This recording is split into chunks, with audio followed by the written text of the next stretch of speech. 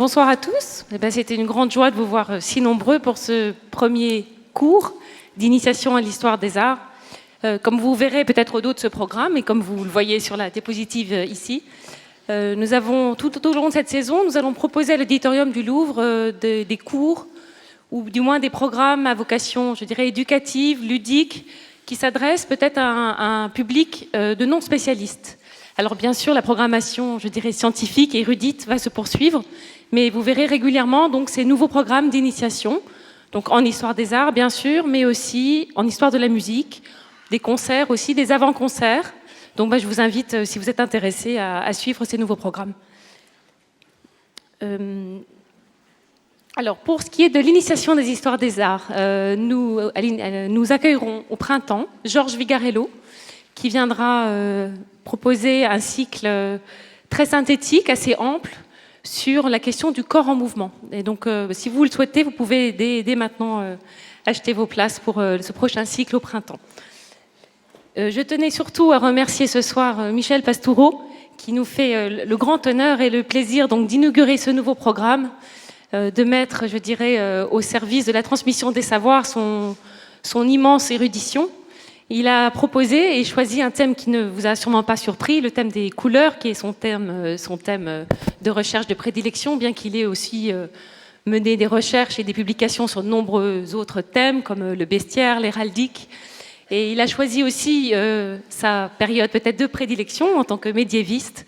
Et il va nous proposer donc pendant 5 cours ce parcours aussi très ample sur la question de la couleur au Moyen-Âge. Des couleurs au Moyen-Âge. Et ce soir, il va commencer donc ses cours par une introduction méthodologique sur toutes les questions, donc tous les défis que pose l'étude de la couleur aujourd'hui, et en particulier l'étude des couleurs au Moyen-Âge. Je le remercie et je lui passe tout de suite la parole. Je vous signale qu'il prendra donc des questions à la fin de ce cours. Merci beaucoup.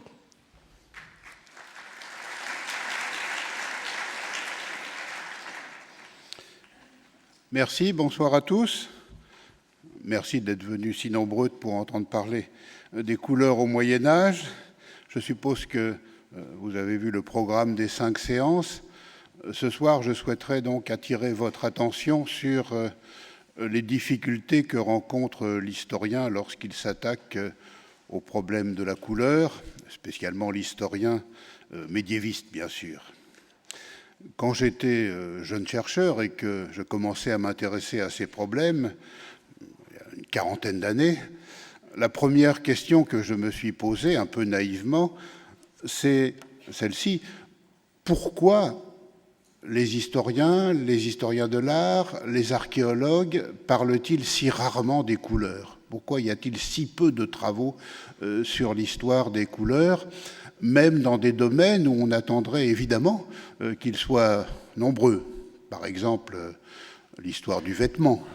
L'histoire du vêtement, jusqu'à des dates récentes, c'est une histoire sans couleur, alors que les documents sont extrêmement nombreux et bavards, en tout cas pour l'Occident. Mais plus encore, du côté de l'histoire de l'art. L'histoire de l'art a été et reste une histoire presque sans couleur, même l'histoire de la peinture. Vous pouvez faire l'expérience d'ailleurs chez vous, ou en bibliothèque, ou en sortant, je ne sais pas si la librairie du Louvre est encore ouverte, mais vous allez au rayon peinture, vous tirez un livre, n'importe lequel, au rayon peinture, et vous verrez qu'il y a des auteurs très nombreux qui écrivent 300 ou 500 pages sur l'œuvre d'un peintre ou sur un mouvement pictural sans jamais parler des couleurs. Donc, jeune chercheur, je me suis interrogé sur ces lacunes bibliographiques ou historiographiques. J'ai essayé de comprendre pourquoi. Et rapidement, bien sûr, une explication est venue. Ça n'était pas la seule, mais une est venue. C'est difficile de travailler sur l'histoire des couleurs, sur les problèmes de la couleur. Et ces difficultés expliquent la rareté des travaux que les historiens et les historiens de l'art ont consacré à ces questions. Donc je voudrais ce soir vous parler de ces difficultés parce qu'elles sont en elles-mêmes des documents d'histoire et elles aideront à comprendre ce que je dirai dans les semaines à venir.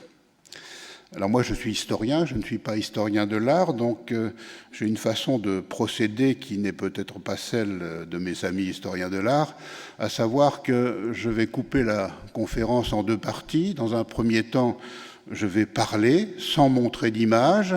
Je vais essayer d'asseoir un certain nombre d'idées qui me semblent importantes. Et dans une deuxième partie, un peu plus longue, je vous montrerai des images que j'essayerai de commenter. Ces difficultés que l'historien rencontre, elles sont au fond de trois types. En tout cas, je les classe en trois catégories. Des difficultés documentaires, des difficultés de méthode, et puis des difficultés que j'ai qualifiées d'un grand mot, d'un terme ambitieux, épistémologique. Mais vous comprendrez facilement ce dont il s'agit. D'abord, les difficultés documentaires.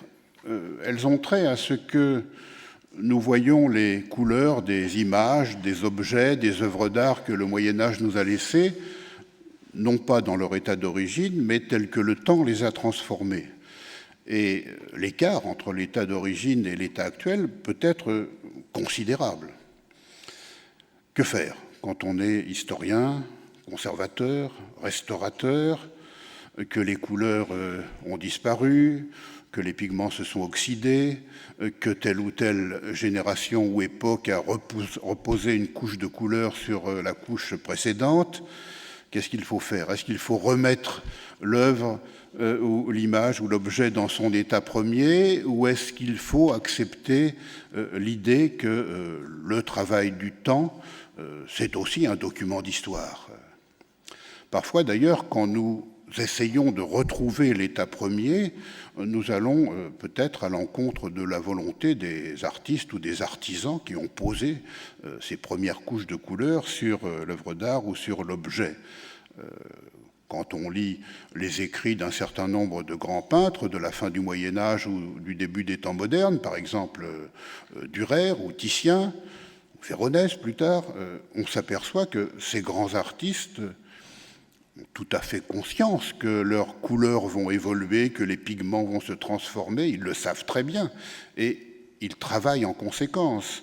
Et l'état du tableau, du panneau, de l'œuvre qu'ils veulent pour la postérité, c'est peut-être pas du tout l'état premier, mais un état X ou Y qui va s'installer au bout de quelques décennies. Donc nous, quand nous cherchons à remettre dans l'état premier, c'est peut-être une erreur totale par rapport à la volonté de ces artistes. Ces problèmes sont pratiquement insolubles devant des difficultés pareilles. On peut essayer de restituer par la pensée, on peut essayer de restituer cet état premier avec des moyens aujourd'hui numériques, informatiques, laserisés. Je vous montrerai un exemple tout à l'heure. Évidemment, on ne restaure pas autant que l'ont fait les générations qui nous ont précédés. Autre type de difficulté documentaire, l'éclairage. Nous voyons les images, les œuvres d'art, les objets en couleur que le Moyen-Âge nous a transmis dans des conditions de lumière à l'intérieur qui n'ont aucun rapport avec les conditions de lumière qu'ont connues les sociétés médiévales et même toutes les sociétés ayant vécu avant l'apparition de l'électricité. L'écart est considérable parfois. Nous le savons tous, mais nous l'oublions quand nous visitons un musée ou que nous visitons une exposition avec des œuvres médiévales ou des œuvres modernes. C'est vrai aussi de la peinture du XVIe ou du XVIIIe siècle. Nous pensons que nous voyons comme voyaient nos ancêtres. Or, pas du tout, mais vraiment pas du tout. Le courant électrique, ça n'est pas la flamme d'une chandelle, d'une lampe à huile, d'une bougie, d'un cierge, ni même de l'éclairage au gaz du XIXe siècle. Il y a 8 ans, ici au Louvre, a été organisée une très belle exposition qui commémorait une autre exposition qui avait eu lieu en 1904, les primitifs français. Il y avait 2 volets en 1904, l'un au Louvre, l'autre à la Bibliothèque nationale.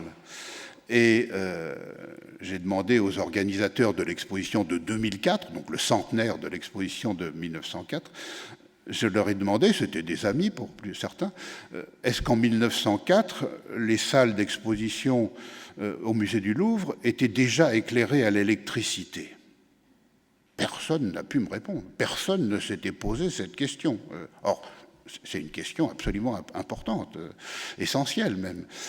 Donc il a fallu faire des recherches et finalement on a conclu, avec prudence quand même, que aussi bien au Louvre qu'à la Bibliothèque nationale, en 1904, les visiteurs avaient droit à l'électricité. Une électricité qui n'était pas tout à fait la nôtre, mais ça n'était plus l'éclairage au gaz qu'on avait connu 10 ou 20 ans auparavant. Donc voilà des questions essentielles auxquelles il faut absolument penser, parce que les éclairages à partir de flammes et le courant électrique, ça n'est pas du tout la même chose. Il y a deux différences principales. D'une part, une flamme, ça bouge, et ça fait bouger les formes et les couleurs. Et pour les sensibilités anciennes, et même encore modernes, la couleur, ça bouge tout le temps. Aristote dit la couleur est mouvement, et c'est vrai jusqu'au courant électrique pour le regard du spectateur. Et puis, autre différence très importante, l'impossibilité qu'il y a, jusqu'à l'apparition de l'électricité, d'éclairer de manière uniforme une grande surface. Nous savons le faire avec nos spots, nos moyens modernes. Dès qu'il y a un panneau un peu grand, on arrive à peu près à éclairer partout, toutes les zones de la même façon. Avant l'électricité, on ne sait pas le faire. Donc il y a toujours des zones qui sont bien éclairées et d'autres qui sont plus ou moins dans l'ombre.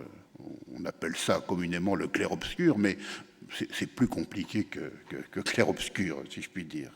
Donc ça fait deux grandes différences auxquelles il faut penser quand on travaille sur les problèmes de la couleur, spécialement quand on est médiéviste.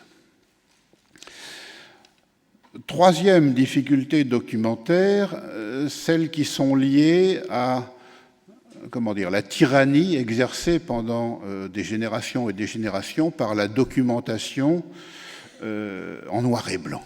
Les images sur lesquelles on travaillait pour leur documentation, historiens, archéologues, historiens de l'art, pendant des décennies et même plus, ont été des images en noir et blanc.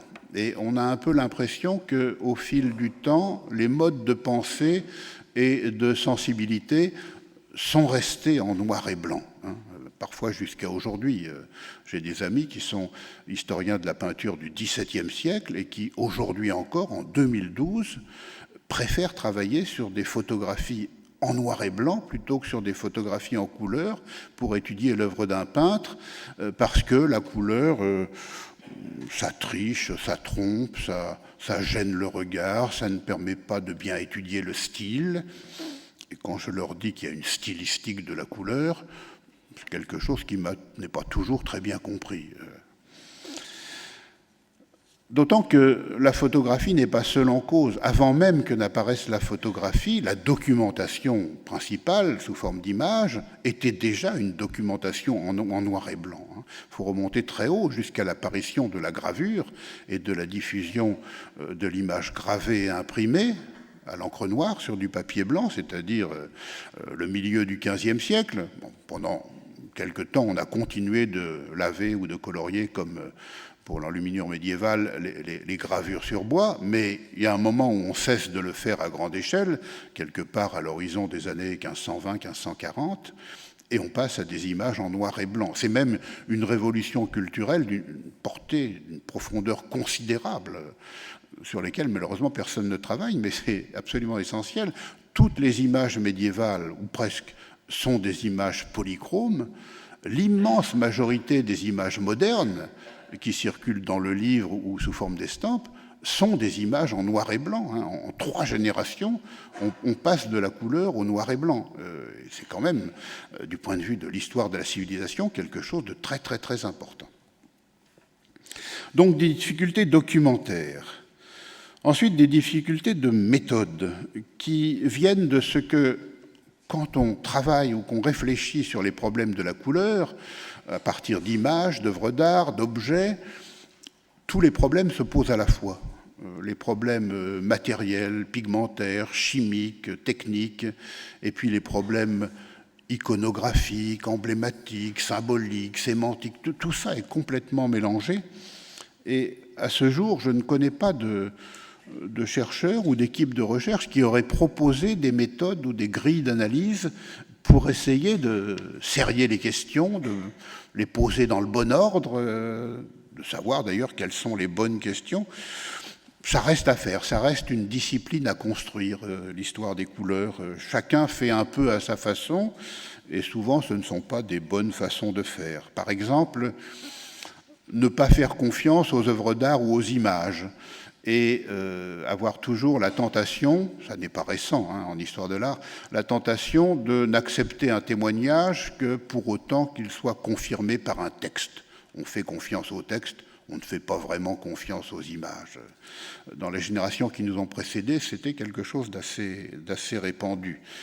Ce qui fait que moi qui suis historien, parfois j'envie les préhistoriens, parce que les préhistoriens, ils n'ont pas de texte, mais ils ont des peintures pariétales, et ils sont obligés de les faire parler, d'inventer des méthodes, d'étudier les fréquences, les raretés, les emplacements dans la caverne, les oppositions ou associations, bref. Il faut trouver du sens. Et je pense que méthodologiquement, les spécialistes des époques historiques pourraient, au moins dans un premier stade de l'analyse, procéder comme les préhistoriens. Une sorte d'analyse structurale interne comme cela des images et des œuvres d'art quant au problème de la couleur.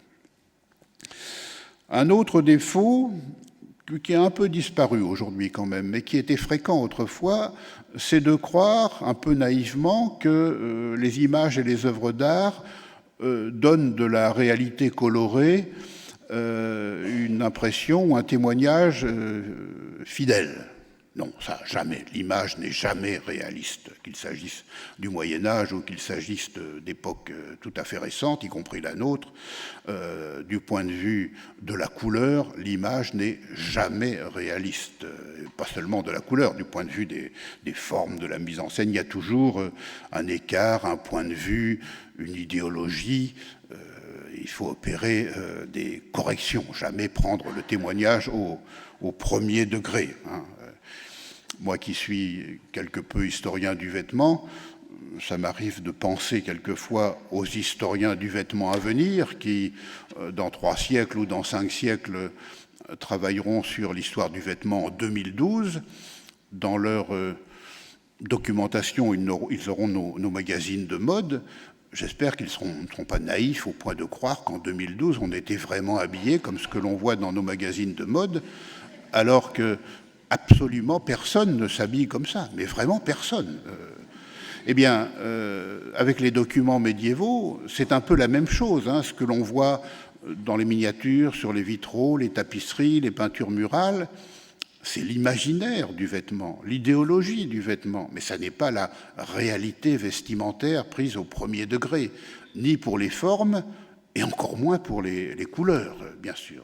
Donc l'historien doit être lucide. C'est pas parce que dans un manuscrit enluminé, on voit la vie de Saint-Louis, puis Saint-Louis qui, tel jour, arrive dans telle ville, à telle date, et il porte dans la miniature un manteau bleu, ça ne veut pas dire que ce jour-là, il portait un manteau bleu. Ça ne veut pas dire non plus qu'il ne le portait pas, mais les problèmes ne se posent pas du tout de cette façon-là. Également, je vous montrerai un exemple en image dans un instant, quand nous cherchons à comprendre pourquoi, sur telle ou telle œuvre d'art ou image, tel ou tel personnage porte un vêtement de telle couleur ou tel élément est de telle couleur, méthodologiquement, nous ne savons pas très bien comment procéder pour essayer de comprendre et de trouver une explication. Si on est honnête, on va faire le catalogue des explications possibles. On voit un personnage en jaune dans une miniature ou sur un panneau peint. On va lister toutes les hypothèses et la sagesse, ce serait de s'arrêter là. Mais malheureusement, chaque chercheur, et moi comme les autres, a tendance, parmi ces 10, 12, 15 hypothèses, a tendance à prendre celle qui l'arrange par rapport à ce qu'il est en train de démontrer et à laisser de côté toutes celles qui le dérangent ou qui ne lui apportent rien. Méthodologiquement, ça n'est pas une bonne façon de travailler, mais c'est une façon extrêmement fréquente. Donc, des difficultés documentaires, des difficultés de méthode, et puis des difficultés que j'ai qualifiées d'épistémologiques. Elles ont trait à ce qu'il est impossible, quand on est historien, de projeter dans le passé nos savoirs d'aujourd'hui, nos définitions ou nos classifications d'aujourd'hui, comme ça, telles quelles, sans précaution. Et pour la couleur, c'est peut-être encore plus vrai que pour n'importe quel autre domaine. Nos définitions, nos classifications, nos connaissances d'aujourd'hui n'étaient pas celles des sociétés qui nous ont précédés et ne seront pas celles des sociétés qui vont nous suivre. Il faut être lucide.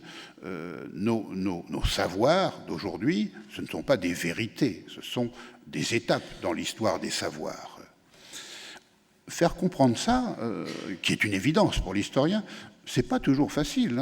Quand je participe à des colloques sur la couleur avec des chimistes ou des physiciens, cette espèce de relativisme culturel n'est pas partagé par tout le monde. Il y a des chercheurs en sciences dures qui ont l'idée qu'aujourd'hui, on est arrivé à un état des connaissances qui ne va pas tellement bouger dans le futur. Non. L'historien sait bien que chaque génération croit être parvenue à une certaine vérité, et puis le savoir continue de s'enrichir, de se nuancer, de se compléter. Ce que pense aujourd'hui la physique ou la chimie des couleurs fera peut-être sourire les chimistes et les physiciens dans 5 ou 10 siècles, je ne sais pas. Pour ce qui nous concerne, nous, médiévistes, il y a des écarts qui sont importants entre aujourd'hui et autrefois. Le classement des couleurs. Je prends un exemple tout simple. Pour nous, dès l'école maternelle, nous savons que pour faire du vert, on mélange du jaune et du bleu. Ça nous semble une espèce de vérité. Mais c'est assez récent comme vérité.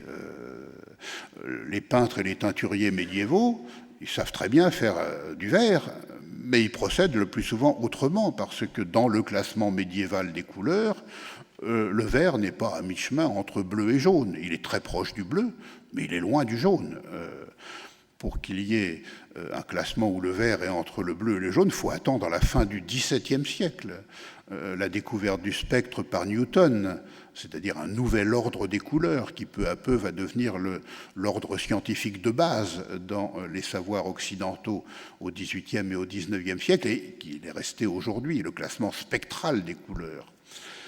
Mais les médiévaux l'ignorent complètement et ils classent les couleurs tout à fait autrement. Je vous montrerai en image comment. Autre exemple tout simple, couleur chaude, couleur froide. Il n'y a pas de vérité dans ce domaine, ce sont des conventions qui varient dans le temps et dans l'espace. Pour nous, le bleu est froid. Dans nos salles de bain, le robinet d'eau froide, il a une pastille bleue. Ça nous semble une vérité. C'est une vérité qui a une histoire courte. Dans l'Antiquité, au Moyen-Âge, à la Renaissance, au XVIIe siècle, le bleu est chaud, couleur chaude, même parfois présentée au Moyen-Âge comme la plus chaude de toutes les couleurs.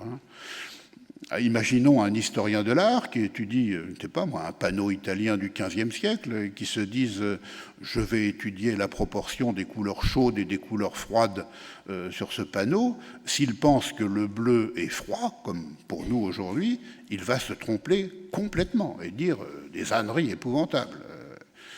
Donc, vous voyez ce type de difficulté qu'il y aurait à prendre nos savoirs d'aujourd'hui comme des vérités éternelles. Non, pas du tout, pas du tout. Moi qui suis spécialiste du Moyen-Âge, par exemple, je ne peux absolument rien faire, mais vraiment rien du tout, de la fameuse théorie des couleurs primaires et des couleurs complémentaires. Une théorie qui émerge lentement dans le milieu des peintres au XVIIe et XVIIIe siècle, qui devient une vérité, entre guillemets, scientifique au XIXe siècle, mais dont l'historien de l'Antiquité ou du Moyen-Âge ne peut rien faire. C'est quelque chose de complètement inconnu et qui n'aide en rien à comprendre les pratiques de la couleur pour ces deux périodes. Alors, malgré ces difficultés, est-ce que étudier les problèmes de la couleur, tenter de construire une histoire des couleurs, est-ce que c'est un exercice possible ou non ? Je réponds oui, bien sûr, mais oui, mais.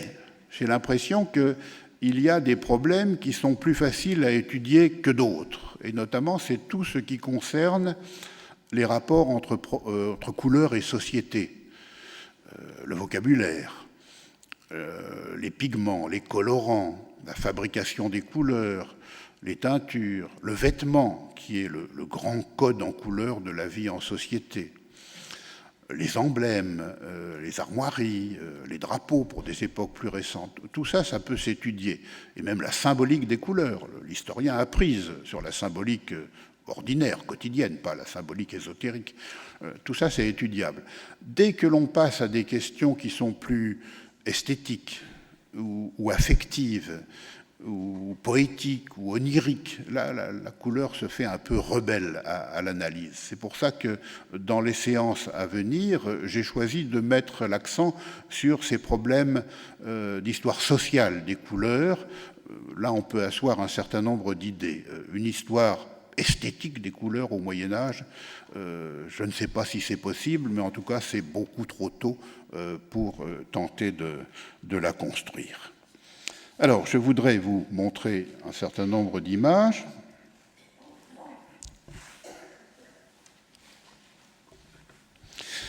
J'ai choisi comme image logo de ce cycle de conférences une miniature de la seconde moitié du XIVe siècle où l'on voit un maître qui enseigne à des étudiants l'arc-en-ciel. Le Moyen-Âge est très bavard sur l'arc-en-ciel. Nous avons de nombreux textes, nous avons de nombreuses images, c'est d'ailleurs la même chose pour l'Antiquité romaine, et ces arcs-en-ciel antiques, médiévaux et encore du XVIe et du XVIIe siècle n'ont aucun rapport avec nos arcs-en-ciel à nous. L'arc-en-ciel tel que nous le voyons, avec ses 7 couleurs, n'est possible qu'à partir du moment où Newton a mis en valeur le spectre et découvert un nouvel ordre des couleurs, violet, indigo, bleu, vert, jaune, orange et rouge. 7 couleurs dans l'arc-en-ciel, on apprend ça dès l'école primaire, mais ça n'est pas une vérité, c'est une convention. Et au Moyen-Âge, comme dans l'Antiquité, les arcs-en-ciel sont constitués autrement. Le phénomène météorologique n'a pas changé au fil de l'histoire, mais le regard, lui, a changé parce qu'il est fortement culturel. Au Moyen-Âge, il y a tantôt 3, tantôt 4, parfois 5, comme ici, couleurs dans l'arc-en-ciel. Vous voyez, bleu, jaune, vert, doré et rouge. C'est-à-dire une séquence qui n'a pas grand rapport avec notre arc-en-ciel, et surtout, le vert n'est pas entre le jaune et le bleu. Ici, il est entre le jaune et le doré. Il y a souvent du doré dans les arcs-en-ciel antiques et médiévaux. Voilà notre arc-en-ciel à nous. L'image n'est pas très bonne, vous me pardonnerez, mais c'est l'ordre spectral des couleurs, violet, indigo, bleu, vert, jaune, orangé, rouge. Voilà ce que l'on apprend et ce que l'on cherche à voir. Évidemment, un arc-en-ciel, c'est surtout un continuum de couleurs, et c'est par convention que l'on en découpe 7, et on doit cela à Newton et à ces fameuses expériences du prisme, la lumière blanche du soleil, qu'il fait passer par un prisme de verre et qui, en traversant le verre, se décompose en rayons colorés. C'est une grande révolution. Newton, c'est un des plus grands savants de toute l'histoire. Et en 1666, il met en valeur cette dispersion de la lumière blanche en rayons colorés. C'est une nouvelle histoire pour la couleur. Et pendant quelques décennies, il va cacher sa découverte. Donc, elle n'aura des conséquences sur la réflexion dans le domaine de la couleur et sur la vie quotidienne qu'à partir du XVIIIe siècle. Mais c'est un nouvel ordre des couleurs qui est mis en place, et un ordre des couleurs qui n'a aucun rapport avec l'ordre normal des couleurs tel qu'on le pratique au Moyen-Âge, dans l'Antiquité et encore au début de l'époque moderne. Quand on est médiéviste, il faut accepter l'idée que le spectre est complètement inconnu et que le classement normal des couleurs sur un axe, c'est celui-ci. Ça va du blanc au noir. Le blanc et le noir sont des couleurs à part entière. Pour que l'on commence à considérer le blanc et le noir comme des couleurs un peu particulières, il faut attendre le XVe siècle et surtout le XVIIe siècle. Quand Newton découvre le spectre, il découvre un nouvel ordre des couleurs dans lequel il n'y a plus de place ni pour le noir, ni pour le blanc. C'est vraiment une révolution considérable. Mais au Moyen-Âge, le noir et le blanc sont des couleurs à part entière et même des pôles forts de tous les systèmes de la couleur, sont aux extrémités. Au milieu, il y a le rouge. On a même un certain nombre de textes qui nous expliquent que quand on mélange du blanc et du noir, ça fait du rouge. C'est assez banal au Moyen-Âge. Tous les jaunes se situent entre le blanc et le rouge. Et sur l'autre partie de l'axe, on trouve le vert, le bleu, le violet et le noir. Le vert n'est pas entre le bleu et le jaune. Le violet n'est pas entre le bleu et le rouge. Au Moyen-Âge, le violet, c'est un noir abattardi. C'est un noir dans lequel il y a du bleu. D'ailleurs, le mot normal pour dire violet, en latin médiéval, c'est subniger, sous-noir, demi-noir. Donc, quand on est historien du Moyen-Âge et qu'on travaille sur la couleur, évidemment, il faut accepter ce classement des couleurs. Sinon, on dit des bêtises, on ne comprend rien. Mais ça va loin. Par exemple, quand on travaille dans un musée qui dispose d'un laboratoire d'analyse des œuvres, est-ce qu'on a le droit d'utiliser des appareils de mesure pour étudier les pigments, par exemple, des appareils de mesure construits sur le spectre, des appareils de mesure spectrométriques, c'est-à-dire sur une classification des couleurs absolument inconnue des médiévaux, des artistes, des commanditaires, des publics? Est-ce qu'on a le droit d'appliquer à des couches de couleurs produites par des artistes du Moyen-Âge des appareils de mesure conçus pour notre temps? Il y a là un problème. Où commence l'anachronisme? D'autant que nos savoirs d'aujourd'hui ne sont en rien des vérités. Mais en même temps, il semble légitime d'utiliser les connaissances d'aujourd'hui pour essayer de mieux comprendre le passé. Ça semble aussi légitime. Mais les savoirs du passé et les savoirs d'aujourd'hui ne s'emboîtent pas, et notamment dans le domaine de la couleur. D'où des difficultés qui sont en effet épistémologiques et qui souvent n'ont pas de solution, si ce n'est la lucidité du chercheur et sa prudence. C'est la même chose d'ailleurs pour le vocabulaire. Ce classement des couleurs, c'est le classement normal pour étudier le vocabulaire des couleurs au Moyen-Âge ou dans l'Antiquité, en latin bien sûr, en grec ancien, mais aussi pour les premières langues vernaculaires. Et même les langues d'aujourd'hui. Notre lexique des couleurs dans toutes les langues européennes, il s'est construit bien avant que Newton ne découvre le spectre. Donc il reflète des classements anciens de la couleur, pas des classements spectraux de la couleur. Imaginons un auteur qui étudie les couleurs en ancien français et puis qui donnerait comme plan à son livre les couleurs dans l'ordre du spectre. Ce serait complètement absurde. Il faudrait absolument qu'il prenne comme plan de son livre l'ordre médiéval des couleurs, qui est l'ordre qui s'affiche ici. Couleur chaude, couleur froide. Voilà comment ça se répartit aujourd'hui. Il y a une ligne oblique qui les distingue. Mais si on prenait le même disque et qu'on l'applique au Moyen-Âge, la coupure, elle est là. En dessous, ce sont les couleurs chaudes, le bleu et le rouge, et au-dessus, les couleurs froides, le vert et le jaune, qui est pensé comme une couleur froide par beaucoup d'auteurs. C'est d'ailleurs ce que dit encore Goethe dans son traité des couleurs, publié en 1810. Il explique très bien que le bleu est chaud et que le jaune est froid. Donc on est loin de nos vérités actuelles. Alors, passons à d'autres catégories de problèmes. Le travail du temps et la disparition ou la recréation des couleurs sur un certain nombre de monuments, de bâtiments, d'objets, de documents. Voici une image célèbre, le tympan de l'église romane de Conques, le Christ, avec du bleu qui est encore apparent. De quand date ce bleu? La sculpture date des années 1120, grossièrement, mais la polychromie, elle est plus difficile à dater. Ce que nous savons, mais que nos prédécesseurs ont souvent ignoré ou refusé de savoir, c'est que la sculpture romane est entièrement peinte. L'architecture aussi, dans bien des cas, mais on l'a nié. Moi, je n'ai pas reçu ce type d'enseignement, mais la génération qui m'a précédé à l'école des Chartes avait pour professeur d'histoire de l'art et de l'archéologie médiévale un grand spécialiste de la sculpture dont je tairai le nom, qui a publié un certain nombre d'ouvrages. Et pour ces ouvrages destinés aux étudiants et au public large, il voulait que l'on photographie uniquement des moulages, parce que s'il y avait des traces de polychromie, ça gênait le regard.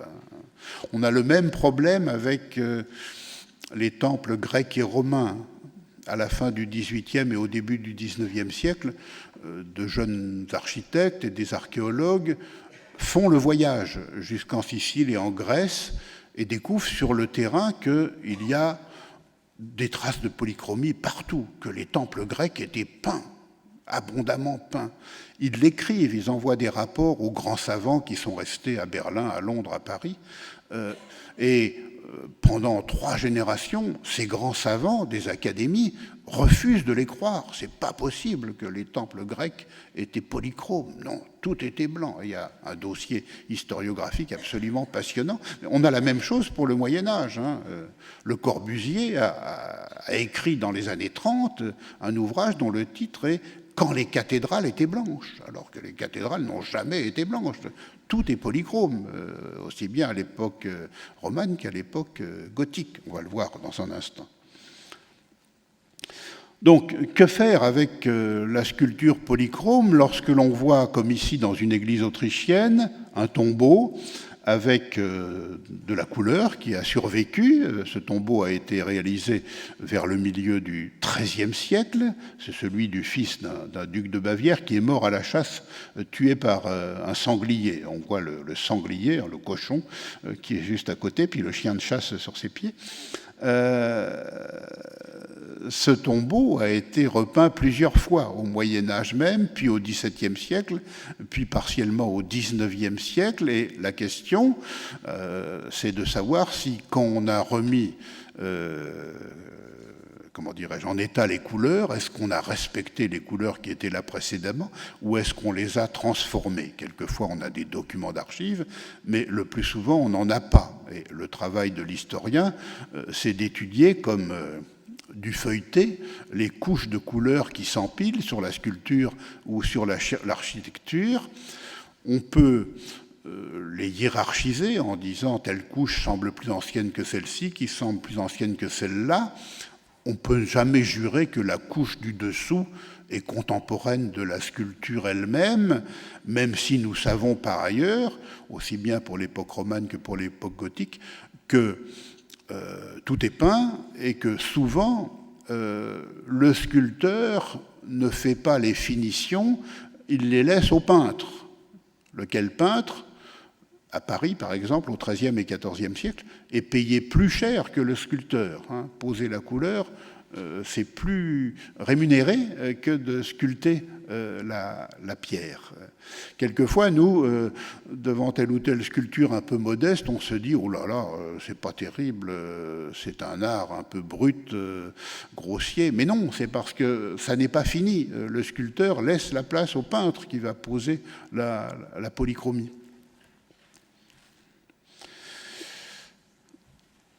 Quelquefois, l'historien dispose de suffisamment de documents pour déceler des erreurs. Voilà un tombeau célèbre. Il est tout près d'ici, au département des sculptures, au musée du Louvre. Le tombeau de Philippe Pau, grand sénéchal de Bourgogne, commandé de son vivant dans les années 1475-80, avec des traces de polychromie. Aujourd'hui, les pleurants portent les armoiries des 8 ancêtres du personnage représenté sur le gisant. L'héraldique nous apprend qu'aujourd'hui, de ce côté-ci, il y a au moins 2 erreurs Ici, le jaune, l'or héraldique, devrait être de l'argent, c'est-à-dire du blanc, et ici, le bleu devrait être du rouge. Quand l'erreur a-t-elle été faite? Certainement pas au moment de la réalisation du tombeau, mais quand on l'a repeint, peut-être au XVIIe siècle, peut-être au XIXe siècle. En tout cas, ce que nous voyons aujourd'hui ne correspond certainement pas, et moi je suis spécialiste des armoiries, vous pouvez me croire, avec ce que l'on devrait voir. Parfois, les monuments ont disparu, mais nous avons des témoignages figurés laissés par des érudits ou des dessinateurs d'Ancien Régime. C'est le cas pour ce tombeau qui se trouvait dans une église d'Angers, l'église des Augustins, et qui représente un grand seigneur angevin proche de René d'Anjou, Bertrand de Beauvau, avec 2 de ses femmes, il en a eu 4, mais ici on en voit 2, et le tombeau a complètement disparu à la Révolution, mais l'érudit et antiquaire et collectionneur Guénière nous a laissé un grand nombre de représentations de tombeaux, dessinés, gravés, peints par son dessinateur habituel, Louis Boudin, et c'est ce qu'on voit ici, avec des couleurs, et héraldiquement, tout ceci est très convenable, c'est-à-dire que le document du XVIIe siècle, ce dessin a été fait dans les années 1690, tout ce que l'on voit ici est digne de confiance du point de vue de la couleur. Mais est-ce le cas pour tous les dessins et documents d'Ancien Régime qui nous sont parvenus concernant des monuments ou des objets qui ont disparu? Ça n'est pas certain, tant s'en faut. Hein. Souvent, les écarts sont grands. Ici, c'est fidèle. Dans les églises, revenons dans les églises, nous avons souvent de la polychromie qui est encore en place dans des églises romanes, comme ici une petite église de Basse-Normandie que je connais bien, à Mieuxay. On voit beaucoup de couleurs, c'est dans l'esprit d'un intérieur roman, en effet, mais l'étude à la fois des motifs, des pigments, et de la distribution des couleurs nous montre que celle-ci n'est pas antérieure au milieu du XIXe siècle. Hein, et c'est un cas qui est extrêmement fréquent. Les vitraux. Ah, les vitraux. C'est un art de la couleur par excellence.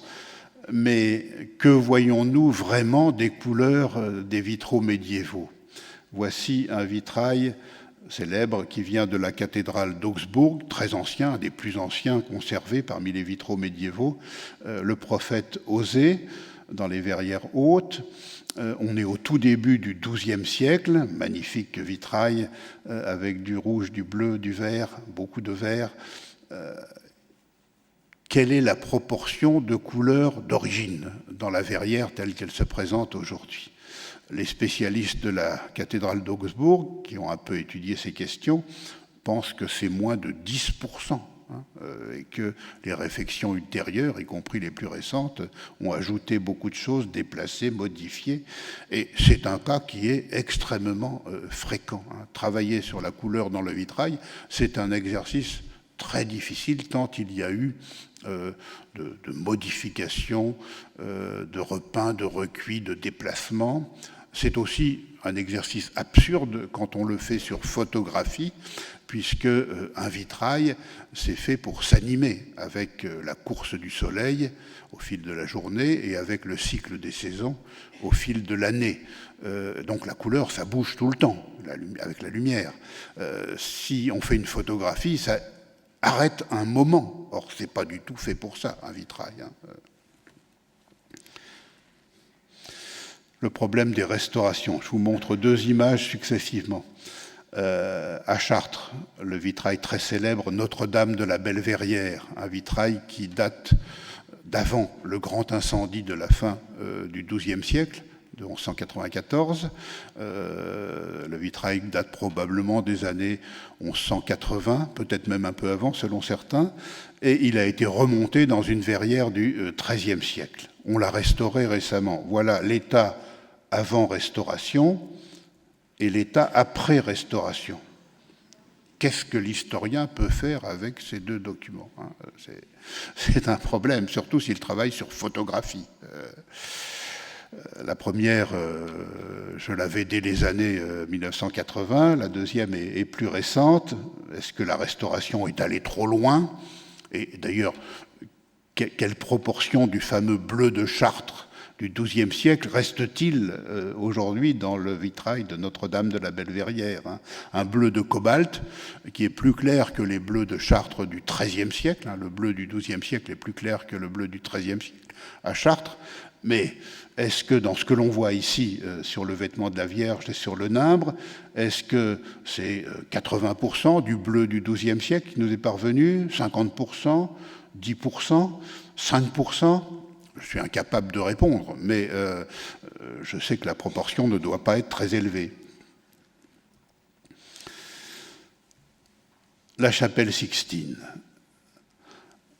Dans les années 80 du XXe siècle, on a restauré les voûtes de la chapelle Sixtine, on a dégagé les couches de couleurs posées par Michel-Ange et achevées en 1512, si je me souviens bien, et on s'est émerveillé de la fraîcheur et de la clarté, surtout, des tons que l'on voyait, alors que Michel-Ange, pour cette partie-là, en tout cas, de son œuvre, passait pour un admirable peintre des bruns. Les bruns ont pratiquement tous disparu. On a fait un grand tapage médiatique autour de ces découvertes, mais on a éclairé les résultats obtenus à la lumière électrique. L'historien est en droit de se demander qu'est-ce que nous voyons vraiment des couleurs posées par Michel-Ange aujourd'hui si on éclaire les voûtes de la chapelle Sixtine avec l'électricité et non pas avec les lampes à huile et les chandelles du XVIe siècle. Mais on ne peut pas remettre des lampes à huile dans la chapelle Sixtine à la fin du XIXe au début du XXIe siècle. Ça, ce serait complètement absurde. Hein. Donc il faut accepter l'idée qu'en fait, nous ne voyons pas du tout comme Michel-Ange et ses contemporains, d'autant qu'on a modifié une partie des fenêtres au fil de l'histoire. On a posé ici, vous le voyez, un certain nombre de spots pour éclairer, quand le soleil s'est couché, l'intérieur de la chapelle. Il faut accepter l'idée que ce que nous voyons aujourd'hui, en matière de couleurs, n'a guère de rapport avec ce que voyaient les hommes et les femmes du début du XVIe siècle. Ça n'a rien de scandaleux, c'est le travail du temps qui ici a opéré. Même chose dans la Sainte-Chapelle. Voilà un morceau de Sainte-Chapelle avec les vitraux qui ne sont pas encore nettoyés, qui sont pour une bonne part dans leur état d'origine ou presque, mais un décor polychrome sur la sculpture et l'architecture qui n'est plus du tout celui du XIIIe siècle, celui du milieu du XIIIe siècle, mais qui date d'époques plus récentes, XVIIe, XVIIIe, Second Empire surtout. Quand on voit ça, est-ce que l'on se dit il faut décaper, essayer de retrouver les couleurs qui sont en dessous, si tant est qu'elles le soient, se débarrasser de ces monstrueuses fleurs de lys qui n'ont absolument rien de médiéval, mais qui sont purement 19e siècle? Ou bien est-ce qu'il faut accepter l'idée, tout à fait légitime, que après tout, cela nous informe sur le XIXe siècle, sur le goût du Second Empire, sur le travail de restauration et pourquoi les couches qui seraient en dessous seraient-elles plus nobles ou plus recevables que celles qui sont plus récentes, hein.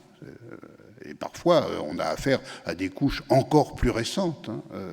C'est un problème que se pose l'historien de l'art, le conservateur, le restaurateur. Chaque époque, légitimement, a peint, repeint et repeint sur les couches précédentes. Pourquoi faudrait-il tout enlever pour retrouver la couche du dessous, dont on n'est pas du tout sûr qu'elle soit contemporaine de la sculpture ou de l'architecture? Quelquefois, on fait des monstruosités, mais heureusement reversibles. La cathédrale de Reims, éclairée par des procédés un peu complexes, rayons laser, etc., pour essayer de donner une idée de la polychromie architecturale telle qu'elle était en place à la fin du XIIIe ou au début du XIVe siècle, quand la cathédrale est presque achevée. Ce type d'exercice se répand depuis une ou deux décennies. Amiens a été pionnier dans ce domaine, puis Lausanne, Notre-Dame-la-Grande, à Poitiers, aujourd'hui en Allemagne, sur un certain nombre d'édifices. On fait des projections, donc c'est complètement rétroactif et ça n'abîme pas la pierre. Donc de ce point de vue-là, c'est tout à fait acceptable. La vertu de ce type d'exercice, c'est de rappeler aux profanes notamment que tout était peint. À Notre-Dame de Paris, toute la façade était peinte. Au Moyen-Âge, à Reims également. Donc ça a ce type de vertu didactique. Mais en revanche, les effets colorés produits n'ont absolument rien de médiévaux. Ça, je peux vous l'assurer. Ni même de moyenâgeux. Ce sont des couleurs de notre temps. Même si un gros effort a été fait pour prendre en compte les traces de polychromie ici ou là, les quelques documents d'archives qui peuvent nous informer, mais ça ne peut pas donner ça. D'abord, ça brille beaucoup trop. Il y a des choses épouvantables. Jamais au Moyen-Âge on aurait un verre de cette nature. Il y a du violet. Le Moyen-Âge ignore presque totalement le violet. Bref, c'est amusant, ça rappelle que la polychromie architecturale et sculptée occupe presque tout, mais ça ne va pas plus loin. Et en matière de sensibilité et de couleur médiévale, on est très très loin du compte. Alors ce qui vaut pour les édifices vaut aussi pour les objets. Il faut se rappeler qu'au Moyen-Âge, on peint ou on colore presque tout, y compris le pelage ou le plumage des animaux. Les chevaux, les chiens, les faucons sont parfois peints à un titre ou à un autre, et notamment aux couleurs des armoiries ou de la livrée du seigneur qui les possède. Parfois, souvent même pour une circonstance donnée, mais quelquefois pour un temps beaucoup plus long. Sur les objets, c'est la même chose. Tous les ivoires sont peints, au moins jusqu'au début du XIVe siècle. Et quelquefois, comme ici, une pièce d'échec conservée au cabinet des médailles de la Bibliothèque nationale, on a encore des traces de peinture rouge.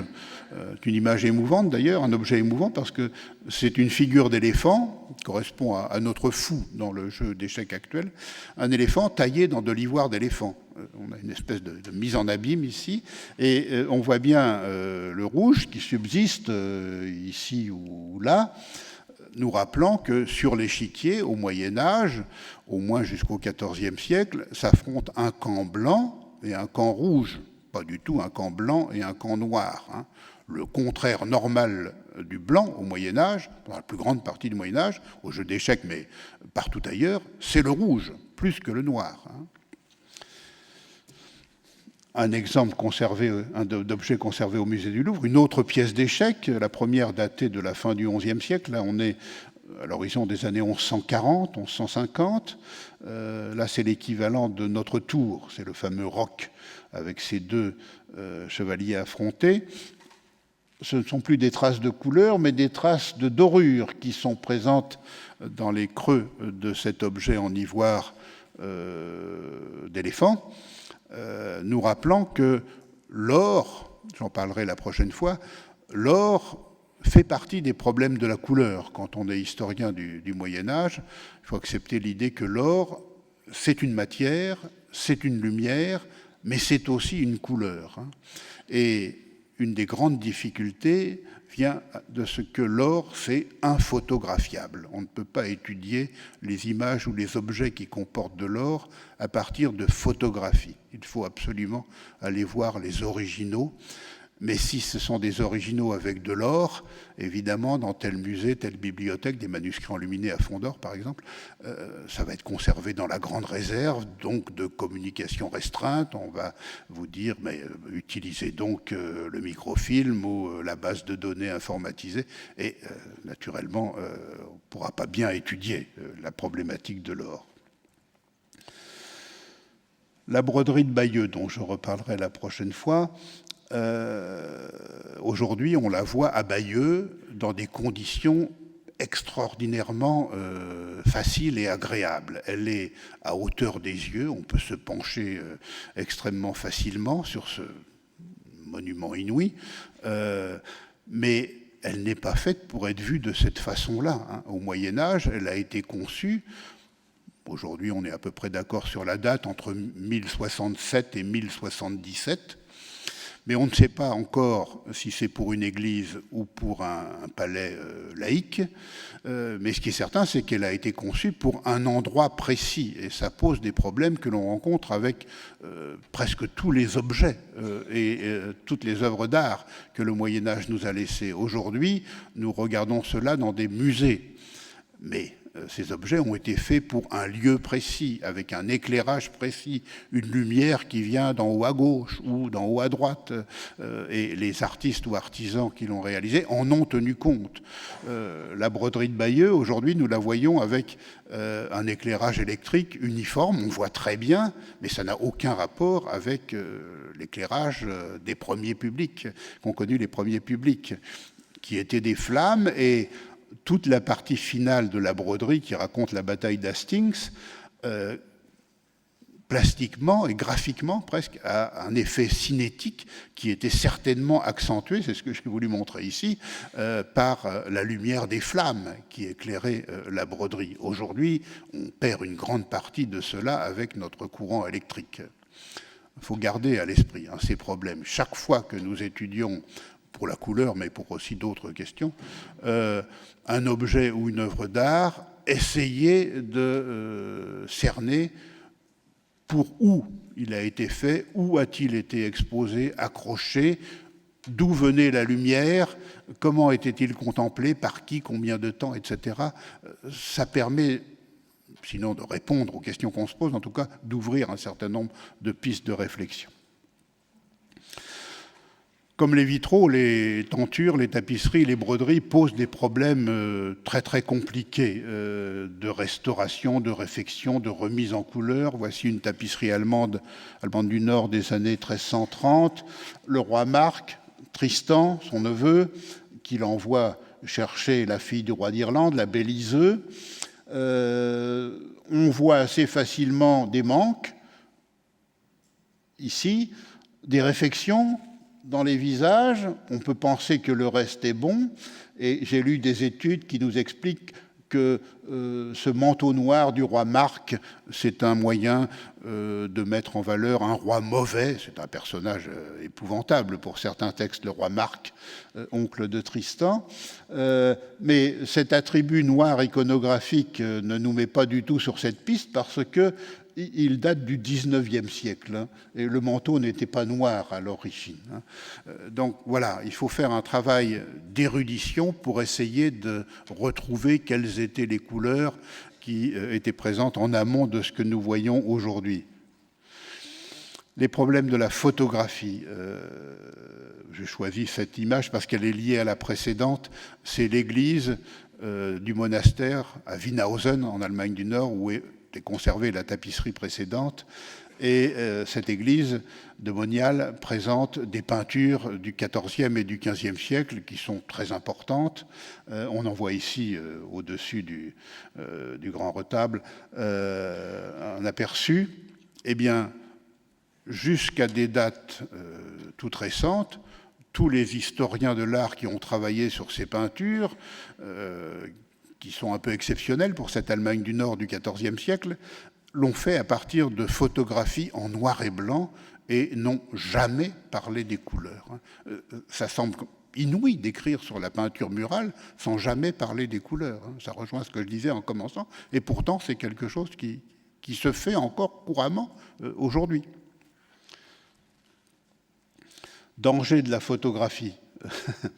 Voilà une photographie qui a l'air de bonne qualité, mais quand je vous disais que l'or est infotographiable, en voilà un témoignage. C'est un bestiaire anglais de la fin du XIIe siècle. Quand j'étais plus jeune, je me posais la question de savoir si l'or du fond de l'image est l'or du nimbe de Dieu, c'est la création des oiseaux et des poissons, et des serpents aussi. Est-ce que l'or du nimbe et l'or du fond, c'est la même chose, avec un enjeu théologique sur la lumière divine, etc. La photographie d'assez bonne qualité présentée ici, et dont je disposais depuis longtemps, semble le montrer. Et quand j'ai vu le manuscrit original conservé à Oxford, je me suis aperçu que ce n'est pas du tout la même qualité d'or, ici et ici. ce que sur photo, bien sûr, on ne peut pas deviner. Problème de méthode maintenant et d'interprétation de la couleur, et je termine par là, les écarts qu'il peut y avoir entre le texte et l'image sur certains documents, notamment dans les manuscrits enluminés. Voici un autre bestiaire anglais, mais des années 1240. Le chapitre du crocodile, il est vert dans l'image, c'est un monstre épouvantable pour la culture médiévale, et en dessous, crocodilus accrocheo colore dictus. Le crocodile est dit crocodile en raison de sa couleur jaune, crocheus, jaune comme le safran, c'est un terme ordinaire pour dire jaune. Et puis, on voit du vert dans l'image. Première réaction qui est à éviter absolument, dire « le peintre s'est trompé ». Ça, ce n'est jamais une bonne explication.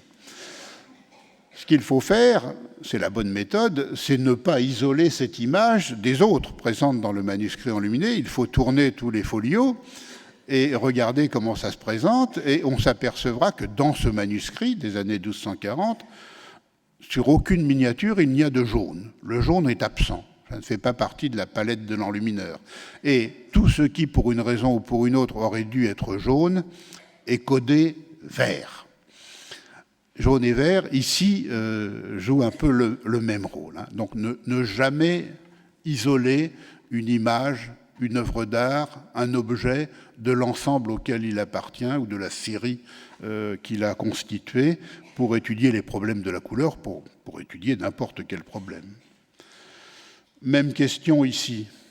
Dans un manuscrit à peu près contemporain, vers 1260, un roman de Lancelot en prose, une petite miniature, on est en Picardie, un manuscrit très modeste, on voit Lancelot qui affronte un chevalier, le texte, on devine ici Lancelot, il affronte le chevalier noir. Et dans l'image, le chevalier noir est rouge. Lancelot est ici, voilà le méchant chevalier qui devrait être noir selon le texte et qu'il est rouge. Eh bien, c'est la même idée. Méthodologiquement, il faut tourner les folios, s'apercevoir que tout ce qui est noir et négatif est codé rouge dans ce manuscrit. Ça veut dire que, j'y reviendrai plus tard, en avant-dernière semaine, ça veut dire que la symbolique des couleurs dans les documents médiévaux, elle est à étudier non pas par rapport à une symbolique générale, transdocumentaire, mais elle est d'abord à étudier par rapport au document sur lequel on travaille, l'œuvre, l'image, l'ensemble d'images, le manuscrit enluminé, puis ensuite par rapport à l'atelier, la région, l'époque, et enfin seulement par rapport à un codage un peu plus général. Ne jamais dire, Michel Pastoureau a dit qu'au Moyen-Âge, le jaune, ça signifie ceci et cela. Donc, dans ce vitrail ou dans cette miniature, ce personnage qui porte du jaune, il est avare, il est envieux, il est traître. Non, on peut pas procéder comme cela. Il faut d'abord partir du document. J'accélère un peu parce qu'il est tard.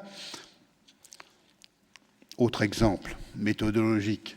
Un manuscrit autrichien vers 1320, une Bible des pauvres, un Speculum Humanae Salvationis, avec 2 images par page. Adam et Ève au paradis terrestre, le serpent tentateur, le fruit défendu que Ève cueille et s'apprête à donner à Adam. Le fruit est rouge. Symboliquement, on se dit, mais oui, un fruit défendu, la couleur de la faute, du péché, de l'interdiction, c'est le rouge. Mais si on tourne le feuillet, ici, Ève et Adam cueillent un fruit bleu, mangent un fruit bleu. Puis là, ils sont chassés du paradis terrestre et le fruit défendu est de nouveau devenu rouge. Alors on n'y comprend plus rien, et la symbolique des couleurs ne fonctionne plus. Et en effet, elle n'a pas à fonctionner parce que ce qui compte, et c'est un cas très très fréquent dans les œuvres d'art du Moyen-Âge, c'est le rapport au fond. Ici, le fond est rouge, donc le fruit est bleu. Ici, le fond est bleu, le fruit est rouge. Et dans l'image précédente, le fond était bleu aussi, donc le fruit était rouge. pour le peintre, c'est ça qui est important. C'est ce rapport sémiologique avec ici le fond, ça pourrait être la bordure, ça pourrait être l'environnement, et la couleur participe à la construction des images. Pardon, j'ai été trop vite. Je voudrais attirer votre attention sur notre forme d'encodage par la couleur. Milieu du XIIIe siècle, un psautier anglais, une scène de torture d'un Christ ici, ou d'un crucifère, deux bourreaux qui entourent le Christ. Ils ont leur propre couleur, vous voyez, le rouge brique et puis le rouge vermillon. Ici, deux couleurs que le Christ ne possède pas. Donc il y a une construction de l'image, à la fois par les formes, mais aussi par les couleurs. C'est encore plus net dans l'exemple suivant. Voici le martyre de Saint Matthieu, dans un manuscrit à peu près de la même époque, milieu du XIIIe siècle. On voit deux bourreaux qui encadrent le saint. Celui-ci, robe rouge, chose bleue. Celui-là, robe bleue, chose rouge. Une inversion, un chiasme en quelque sorte. Et ce chiasme coloré, croisé, renforce la forme des épées qui traversent le corps du saint en forme d'X en quelque sorte. Donc il y a dans cette image, toute simple, d'une banalité affligeante par rapport à la peinture médiévale, il y a une construction à la fois par la forme et par la couleur qui disent exactement la même chose. Voilà le type d'études auxquelles doit se livrer dans un premier stade de l'analyse l'historien des couleurs dans les images et dans les œuvres d'art. Je termine par cette peinture, une des plus célèbres de toute l'histoire de la peinture, qui représente ce qu'on appelle traditionnellement le mariage Arnolfini, tableau de Van Eyck, Jan Van Eyck, daté 1434 et conservé à la National Gallery à Londres. On a beaucoup disserté pour savoir qui sont ces deux personnages, que représente cette scène et pourquoi la jeune femme porte une robe verte. Une immense robe verte d'un vert magnifique, peinte avec de la malachite, c'est-à-dire un pigment qui coûte fort cher, en partie de la malachite. Parmi la littérature océanique qui a été consacrée à ce tableau, un certain nombre d'auteurs ont apporté des explications sur cette couleur verte, alors je vous les énonce, et l'honnêteté, c'est de toutes les rappeler, peut-être sans trancher.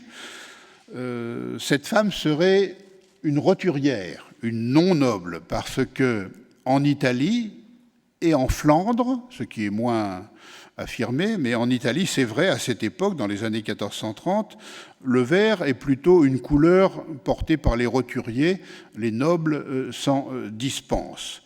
Si, comme on le dit généralement, ce personnage est un marchand lucquois de la famille des Arnolfini, avec soit sa fiancée, soit son épouse, ce sont en effet des marchands banquiers très riches, mais qui n'ont pas encore accédé à la noblesse, donc un vert de la roture. Deuxième idée, pas fausse non plus, c'est un projet de mariage ou une cérémonie de fiançailles. C'est une jeune femme qui n'est pas encore mariée et il est vrai que depuis le XIIe siècle, un peu partout en Occident, le vert est la couleur des jeunes filles à marier. D'ailleurs, c'est resté la couleur des Catherinettes dans la longue durée, jusqu'à aujourd'hui. Ça indiquerait, ce serait une information importante, que le mariage n'a pas encore eu lieu. Ce n'est pas un couple marié, mais peut-être un couple qui va se marier. Et c'est la couleur des jeunes filles célibataires. Troisième idée que l'on a avancée, cette femme est une ancienne prostituée. C'est vrai que iconographiquement, le vert est une des couleurs que les images accordent aux prostituées, une parmi d'autres, mais assez récurrente, surtout au XIVe et XVe siècle, plus fréquemment d'ailleurs en Allemagne et en Italie que dans les pays flamands. Qu'est-ce qu'elle ferait là, cette ancienne prostituée? Est-ce que ce vert est vraiment dévalorisant? J'en doute beaucoup. Quatrième idée, cette jeune femme s'appelle Élisabeth. Il est vrai aussi que dans l'iconographie de cette époque, assez souvent, mais pas toujours, Sainte Élisabeth notamment dans les scènes de la visitation, porte une robe verte. Est-ce que ça suffit pour faire de cette femme en robe verte une jeune femme qui a pour nom de baptême Élisabeth? Ça me semble un petit peu fragile. Cinquième hypothèse, ce sont des couleurs emblématiques, voire héraldiques. Cette jeune femme appartient à une famille dont la livrée ou les armoiries comportent du vert, du blanc et du bleu. Héraldiquement, ça me semble fragile. Emblématiquement, ça n'est pas impossible, mais je ne suis pas convaincu du tout. Sixième explication, nous sommes au début du mois de mai, et le bon usage, dans la bonne société, au XIVe et XVe siècle, c'est pour fêter le début du mois de mai, spécialement le 1er mai, de s'habiller de vert. Est-ce que c'est ça qui est en cause aujourd'hui ? Ça ne me convainc pas, mais c'est une hypothèse qui a été avancée. Enfin, septième piste, cette jeune femme est enceinte. Alors, on a beaucoup disserté sur le ventre de la dame. On a remarqué que dans la peinture de cette époque, le bon goût et l'esthétique veut que les femmes aient un ventre qui soit bien marqué, même quand elles ne sont pas enceintes. Donc on a débattu, est-elle enceinte, n'est-elle pas enceinte? Le vert est concerné parce que c'est en effet une des couleurs de la grossesse ou de la femme enceinte. Un chroniqueur, par exemple, nous raconte que Saint Louis, quand il était jeune marié avec sa femme Marguerite de Provence, pendant longtemps, n'arrivait pas à avoir d'enfant. Et pour favoriser la naissance d'un enfant, on faisait dormir les jeunes époux au Palais de la Cité à Paris dans une chambre dite chambre verte, avec l'idée que le vert allait avoir des effets féconds. À mon avis, c'est la bonne hypothèse. Non pas parce que c'est toujours le cas pour les robes vertes, mais parce que ici, un petit motif nous montre Sainte Marguerite sortant du dragon, du ventre du dragon. Or, Marguerite, ça c'est vrai, c'est la patronne des femmes enceintes, ce qui explique la vogue du nom Marguerite, du XIIe jusqu'au XVIIIe siècle. En Europe, c'est le deuxième nom de baptême des femmes, après Marie, parce que on prie Sainte Marguerite pour que la grossesse se passe bien, et si l'accouchement s'est bien passé et que l'enfant est une fille, on lui donne, pour remercier la sainte, le nom de Marguerite.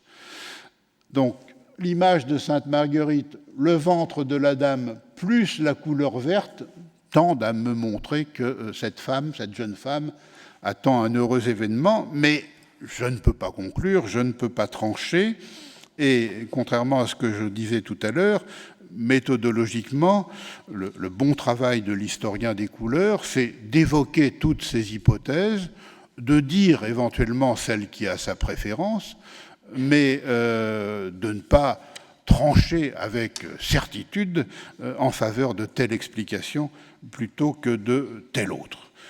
Je reviendrai sur ces problèmes dans les séances à venir. Pour ce soir, merci à tous.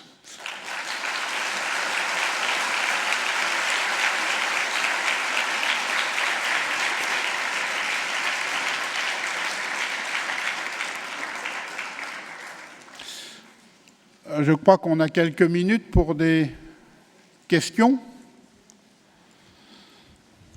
Un micro dit baladeur vous attend.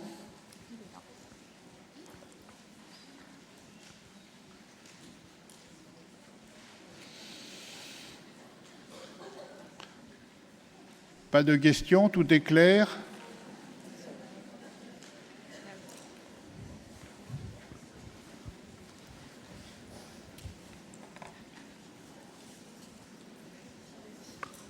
Moi, je voudrais savoir si la symbolique des couleurs, elle est la même en France ou en Italie au XVe siècle. Oui, j'en parlerai dans la 4e séance qui est consacrée à l'héraldique et à la symbolique des couleurs.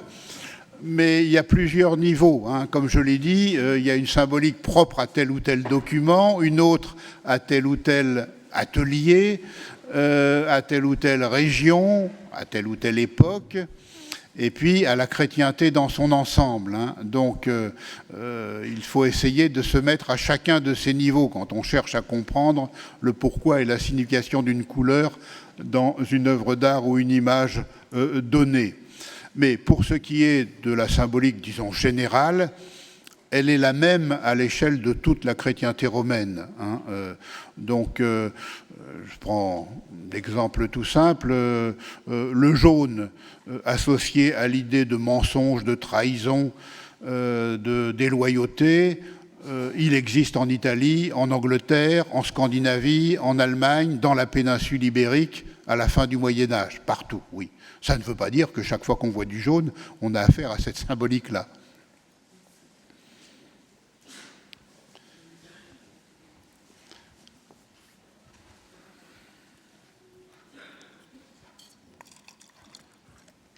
J'aurais voulu savoir s'il y a des couleurs que certains peuples voient et pas d'autres. Par exemple, s'il y a des grosses différences entre, vous parliez tout à l'heure de l'Europe occidentale, est-ce qu'il y a des grosses différences avec l'Asie ou Chine, Japon, des choses comme ça, des couleurs qu'ils n'auraient jamais utilisées et que nous on utilise? Oui, les problèmes de la couleur, je le dis souvent à mes étudiants, sont d'abord des problèmes de société. Hein, et pour bien étudier les couleurs, il faut bien connaître les sociétés concernées.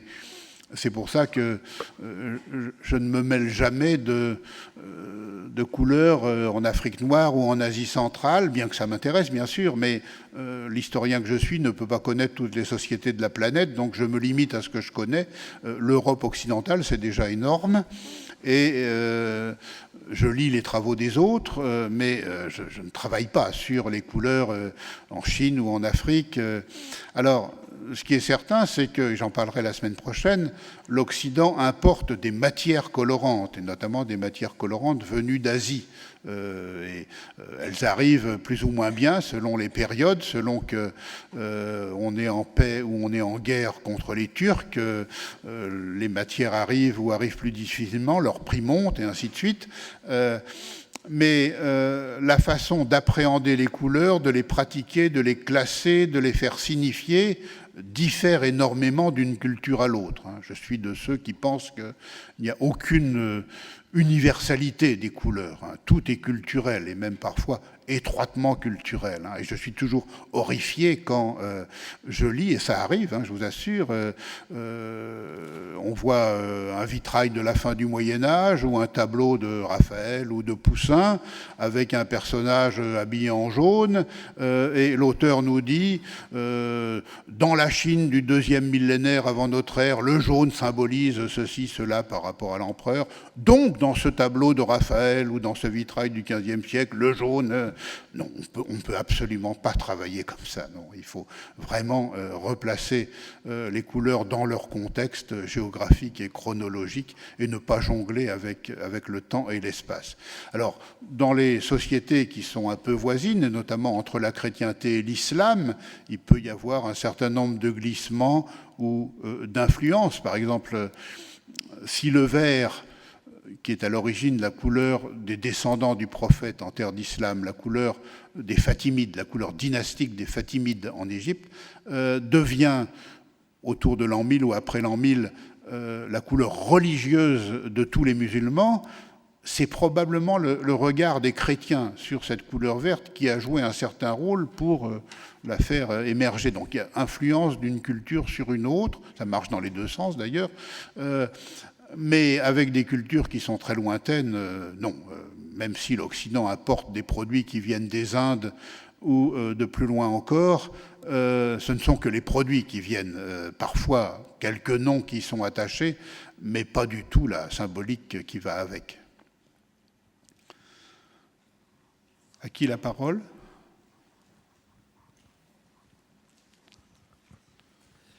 Oui, j'aurais voulu savoir s'il y avait un travail sur les nuances aussi, ou si c'était souvent des couleurs franches. Et s'il y a un travail sur les nuances de couleurs, est-ce qu'elles ont une signification particulière ou... Oui, ça dépend de quoi on parle. Si on fait une analyse, comment dirais-je, sémantique ou symbolique de la couleur, ou même sociale de la couleur, les nuances ne comptent absolument pas. Hein. Il n'y a pas une symbolique du rouge groseille ou du rouge carmin ou du rouge ceci ou cela. En revanche, il peut y avoir une symbolique économique, si je puis dire, et donc sociale, des matières colorantes. Il y en a qui sont plus valorisantes que d'autres. J'en parlerai la semaine prochaine. Si on fait une analyse sur les œuvres d'art des effets esthétiques produits, alors évidemment, là, on peut prendre en compte des nuances, et même des nuances de nuances, des effets de densité, des effets de lumière, toutes choses d'ailleurs qui sont souvent inétudiables à partir de photographies, ou pire encore, à partir de l'écran d'un ordinateur. Les peintres médiévaux, comme les peintres modernes et contemporains d'ailleurs, jouent beaucoup sur l'opposition entre couleurs mates et couleurs brillantes. Ça a du sens. Aujourd'hui, sur l'écran d'un ordinateur, tout brille. Allez donc étudier les couleurs mates sur l'écran d'un ordinateur. Voilà un paramètre essentiel de l'histoire des couleurs qu'on a complètement perdu avec l'informatique. Donc oui, les nuances peuvent jouer un rôle, mais qui n'est pas ni social, ni symbolique, ni sémantique. Hein. Il est esthétique, il est parfois poétique.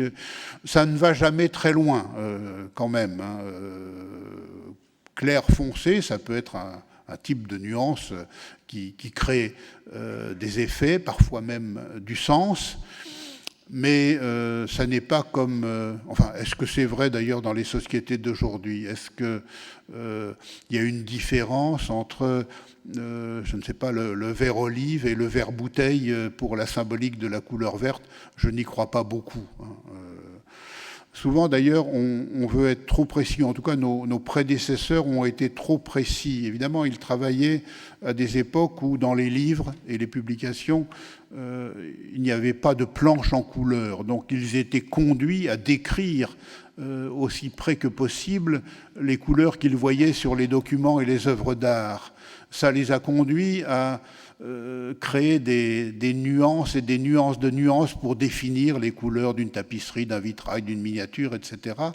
Et souvent, ça va beaucoup trop loin et c'est anachronique. Quand un auteur nous parle d'un vitrail médiéval et emploie l'expression bleu pétrole ou vert véronèse, c'est totalement anachronique. Ça n'a pas de sens.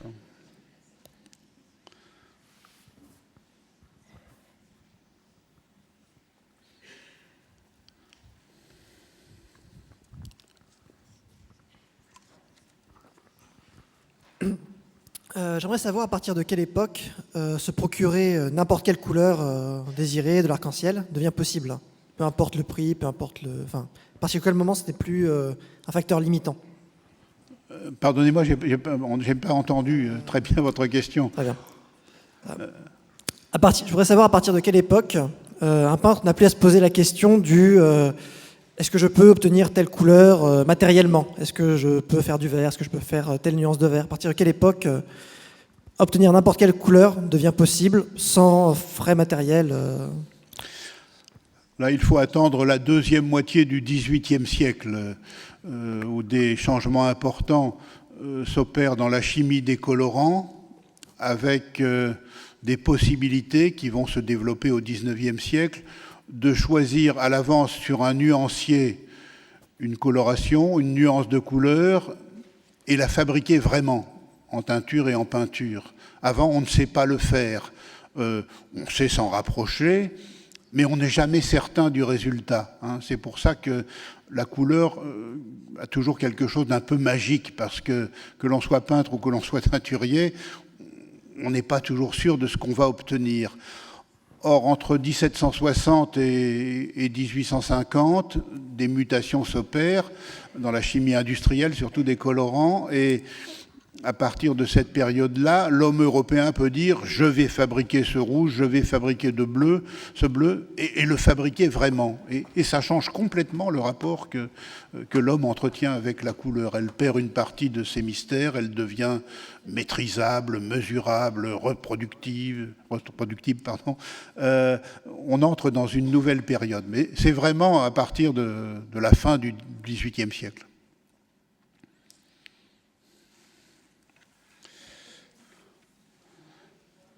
Oui, parlez fort. Qu'est-ce qui reste aujourd'hui de la symbolique des couleurs? Il reste pas mal de choses parce que la symbolique des couleurs, sur laquelle on peut dire tout et n'importe quoi, hein, il se publie pas mal de livres épouvantables pour l'historien. Les mystères de la couleur révélés, qui êtes-vous par la couleur, le secret des couleurs, etc., qui sont des succès de librairie. Hein. En général, c'est une littérature qui jongle complètement avec le temps et avec l'espace, donc l'historien peut rien en faire. Malheureusement, ça encombre les rayons des bibliothèques et des librairies. Mais la symbolique des couleurs, elle est culturelle, étroitement culturelle, elle évolue, même si c'est souvent sur de longues durées, mais elle ne s'élimine jamais complètement, en tout cas en Europe. Donc, autour de la symbolique d'une couleur, chaque époque ajoute sa couche de signification sans jamais éliminer la couche de signification des époques précédentes. C'est pour ça que quand on gratte un peu autour de la signification d'une couleur, on trouve beaucoup de choses, et on peut dire beaucoup de choses, beaucoup trop en général, d'autant que toutes les couleurs sont ambivalentes. Quelle que soit l'époque et le contexte, elles ont toujours des bons et des mauvais aspects, hein, y compris les couleurs les plus valorisées que sont en Occident le blanc et plus tard le bleu. Mais il y a aussi des mauvais aspects du blanc et du bleu. Donc dans nos sociétés d'aujourd'hui, il y a en matière de signification des couleurs des choses qui viennent de très très loin, et puis d'autres qui sont plus récentes. L'historien qui se promène dans la rue, il peut faire des observations. Par exemple, il regarde les feux tricolores, il voit que le rouge empêche de passer, rouge couleur de l'interdiction, et il se dit ça vient de très loin, c'est déjà le cas dans l'Antiquité romaine, dans les textes bibliques, le rouge qui interdit, oui, c'est très très ancien dans nos cultures. En revanche, le vert, couleur du laisser-passer, de la permission, donner le feu vert, ça, c'est beaucoup plus récent. Ça date de la fin du XVIIIe ou du début du XIXe siècle, lorsque le vert devient couleur de liberté, lorsque la théorie des primaires et des complémentaires fait du vert un des contraires du rouge. Donc si le rouge est interdiction, le vert va devenir permission. Mais ça, c'est pas antérieur aux années 1760, 1780, voire 1800. Hein. Donc, dans notre vie quotidienne, dans le spectacle de la rue, il y a des couleurs signifiantes qui viennent de très très loin et d'autres qui ont une histoire beaucoup plus courte. Et le travail de l'historien, bien sûr, c'est de reconstituer ces histoires. On s'arrête là pour ce soir ou il y a encore...